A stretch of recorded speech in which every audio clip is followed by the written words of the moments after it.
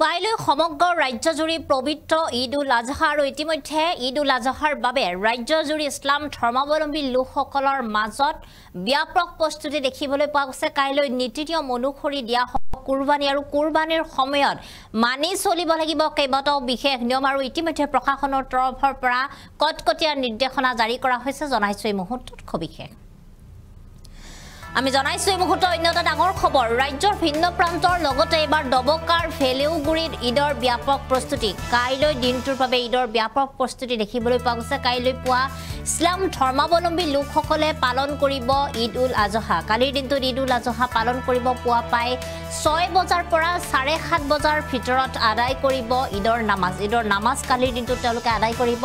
ইছলাম ধৰ্মাৱলম্বী লোকৰ নীতি নিয়ম অনুসৰি পালন কৰিব লাগিব কুৰবানী। এই বিশেষ দিনটোত কুৰবানী দিয়া হয় আৰু বকৰি ঈদৰ বাবে হোজাই জিলা প্ৰশাসনে বান্ধি দিছে কেতবোৰ নীতি নিয়ম। কেইবাটাও নিয়ম বান্ধি দিয়া হৈছে বকৰি ঈদৰ বাবে আৰু ৰাজপথত নামাজ আদায় কৰা নিষেধাজ্ঞা প্ৰদান কৰা হৈছে আৰু ইয়াৰ লগতে কুৰবানী দিয়াৰ সময়ত বা কুৰবানীৰ জন্তুৰ ফটো ছ'চিয়েল মিডিয়াত নিষেধাজ্ঞা আৰোপ কৰা হৈছে। দিয়াত নিষেধাজ্ঞা আৰোপ কৰা হৈছে। আমি দেখুৱাইছো এই মুহূৰ্তত কিছু দৃশ্যাংশ ভেলেউগুৰিৰ পৰা।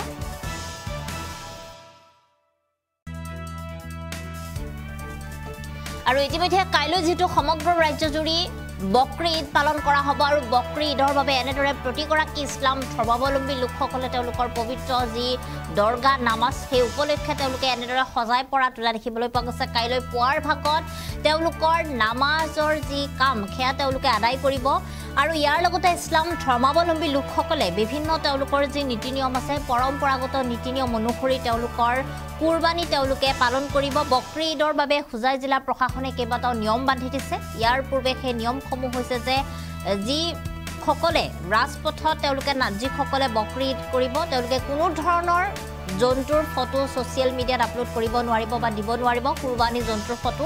আৰু ইয়াৰ লগতে মুছলমান ধৰ্মাৱলম্বী লোকসকলে কাইলৈ দিনটোত ৰাজপথত তেওঁলোকে নামাজ আদায় কৰিব নোৱাৰিব। কুৰবানী জন্তুৰ পেলনীয়া বস্তুবোৰ য'তে ত'তে পেলাই থ'ব নোৱাৰিব। খোলা ঠাইত বা খোলা জেগাসমূহত তেওঁলোকে কুৰবানী দিব নোৱাৰিব আৰু সেই যি পেলনীয়া জন্তুৰ যি পেলনীয়া বস্তুবোৰ থাকিব সেই বস্তুবোৰ ইতিমধ্যে তেওঁলোকে গাঁত খান্দি পুতি থ'ব লাগিব। আৰু আন ধৰ্মৰ লোকসকলে যাতে কাইলৈ দিনটোত ইছলাম ধৰ্মাৱলম্বী লোকসকলৰ বকৰি ঈদৰ বাবে কোনো ধৰণৰ অসুবিধাৰ যাতে সন্মুখীন নহয় তাৰ বাবেও তেওঁলোকে গুৰুত্ব ৰাখিব লাগিব। আৰু ইয়াৰ লগতে ৰাজপথত সন্ত্ৰাসৰ সৃষ্টি কৰা কম বয়সীয়া তথা উদণ্ড বাইক চালকসকলক ষ্টেণ্ড নকৰিবৰ বাবে আহ্বান জনোৱা হৈছে আৰু নহ'লে তেনেধৰণৰ যুৱকসকলৰ বিৰুদ্ধে ব্যৱস্থা গ্ৰহণ কৰা হ'ব। আৰু ইয়াৰ লগতে ইতিমধ্যে সমূহ যি ৰাইজে কালিৰ দিনটোত পবিত্ৰ ঈদ উল আজহা তেওঁলোকৰ পালন কৰিব তাৰ বাবে পুৱাৰ ভাগতে তেওঁলোকৰ পবিত্ৰ নামাজ আদায় কৰাৰ পিছত তেওঁলোকৰ যি বকৰি ঈদ বা যি জন্তু তেওঁলোকে কুৰবানী দিব তাৰ কাম তেওঁলোকে কৰিব লাগিব আৰু সেই সময়ত যাতে আন ধৰ্মাৱলম্বী লোকসকলে তাৰ বাবে কোনো ধৰণৰ অসুবিধাৰ সন্মুখীন নহয় তাৰ প্ৰতিও তেওঁলোকে লক্ষ্য ৰাখিব লাগিব। আৰু মুকলি ঠাইত কোনো ধৰণৰ জন্তু তেওঁলোকে কুৰবানী দিব নোৱাৰিব। কালিৰ দিনটোত ৰাজ্যজুৰি সমগ্ৰ ইছলাম ধৰ্মাৱলম্বী লোকসকলৰ বাবে এই বিশেষ নিৰ্দেশনা প্ৰদান কৰা হৈছে প্ৰতিখন জিলাৰ প্ৰশাসনৰ তৰফৰ পৰা। আৰু ইয়াৰ লগতে দবকাৰ ভেলেউগুৰিতো প্ৰশাসনে এই নিয়ম দিয়া দেখিবলৈ পোৱা গৈছে আৰু তাৰ মাজতে কাইলৈ দিনটোৰ বাবে এতিয়া অপেক্ষা কৰিছে হাজাৰ হাজাৰ ইছলাম ধৰ্মাৱলম্বী লোকসকলে। এই মুহূৰ্তত কিছু মন্তব্য আছে সেই মন্তব্য আমি আপোনালোকক শুনাইছো।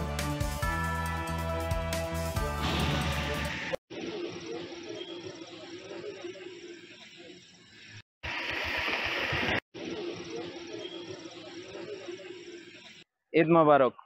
বৃহত্তৰ ভেলেউগুৰি অঞ্চলৰ ৰাইজৰ ফালৰ পৰা গোটেই অসমবাসী তথা ভাৰতবৰ্ষৰ সমূহ ইছলাম ধৰ্মাৱলম্বী ৰাইজক ঈদ উল আজহাৰ শুভেচ্ছা জ্ঞাপন কৰিলোঁ। হয়, নিশ্চয়কৈ আমাৰ ভেলেউগুৰি অঞ্চলত ব্যাপকভাৱে আমাৰ সকলো ইছলামধৰ্মী লোকসকলে সকলোৱে মিলি খুব ধুনীয়াকৈ ঈদৰ প্ৰস্তুতি কৰিছে। আসসালামু আলাইকুম ৰহমতুল্লাহি ওবৰকাতুহু।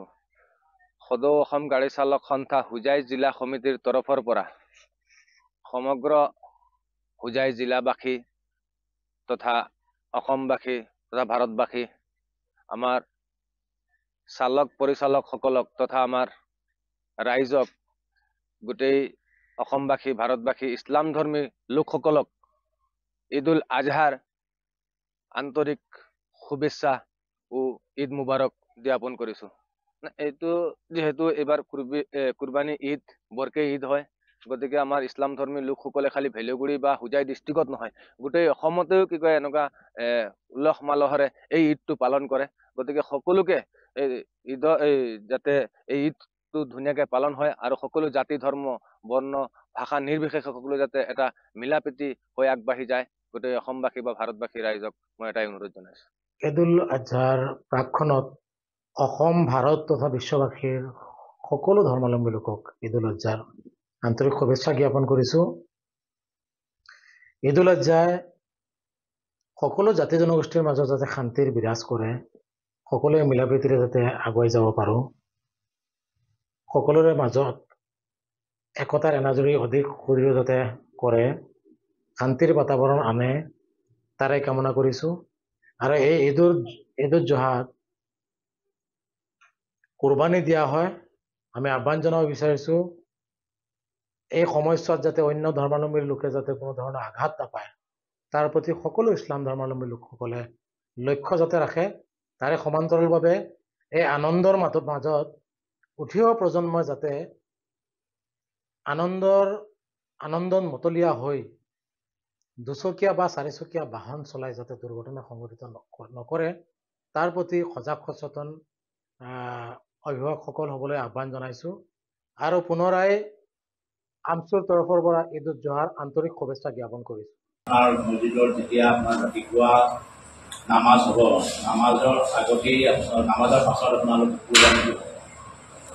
নামাজ যেতিয়া হ'ব, নামাজ যাতে ৰাস্তাৰ ওপৰত নহয় আৰু ৰাস্তা যাতে বন্ধ নহয়, আৰু নামাজ পঢ়াৰ উদ্দেশ্যে যাতে ৰাস্তাত কোনেও অসুবিধা নাপায়, সেইটো আপোনালোকে লক্ষ্য কৰিব।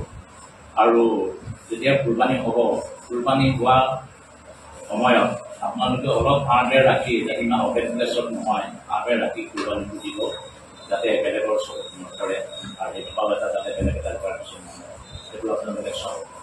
আৰু যেতিয়া মই অলপ আগতে আপোনালোকক কৈছিলোঁ, যিবিলাক মাংসটো আপোনালোকে কাটিব, সেই মাংসৰ হাড় মূৰ কিবা কিবি এইবিলাক পেটু এইবিলাক য'ত পেলাই দিব, এইবিলাক আপোনাৰ কুকুৰে লৈ যায়, কুকুৰে লৈ যাব, কুকুৰে ক'ত পেলাই দিব, সেইটোপা আকৌ আমাৰ হিন্দু মঠ মন্দিৰ কৰি নি পেলাই পেলাব, সেইটোপা এটা কমিউনেল কিবা এটা সৃষ্টি হয়।